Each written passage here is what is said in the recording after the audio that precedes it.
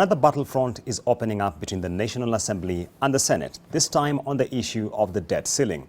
The Senate may be on course not to pass the proposal to increase the country's debt ceiling, despite it having sailed through the National Assembly. Alex Mwangi reports on the Senate's proceedings, which debate took close to 4 hours.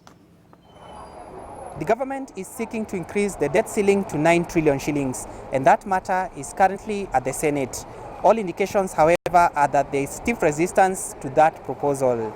Borrowing is no bad, but the problem is, does this country have what we call both physical and monetary discipline to handle these enormous, ceiling they are requiring us to approve, the 9 trillion? My answer is no. As of June 2019, our public debt was standing at 5.81 trillion Kenyan shillings. Mr. Speaker, according to World Bank, because I've seen many people alluding to it, the World Bank had said developing countries should not borrow more than 40% against their GDP, Mr. Speaker. Members of the Senate, what is your GDP today? Your GDP is at 10 trillion shillings. 9.8, and now we want to extend the ceiling to 9. 100%. What sort of a country does that? We are in a deep hole, and we cannot continue to dig that hole while we are in there. We'll bury ourselves. Some of the senators see the increase of the debt ceiling as an assault on the devolved system of governance. Tukikubali tuachie serikali ifungue na kuchukua deni zaidi, kumaanisha tunaua ugatuzi. Our Office of Budget, Mr. Speaker, manned by very brilliant, well-trained young professionals, appeared before the committee and told us the consequence of what we're about to do is diminished revenue to the counties. The proposal, however, has its defenders.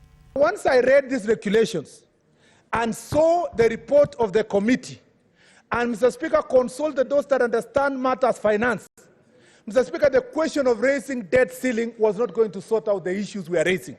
What is the alternative?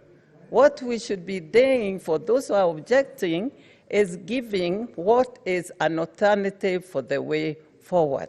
We can please our constituencies, our counties, by saying, I say no to this motion before this House. But please remember, when you do so, you are driving this nation further and further to the bottomless pit.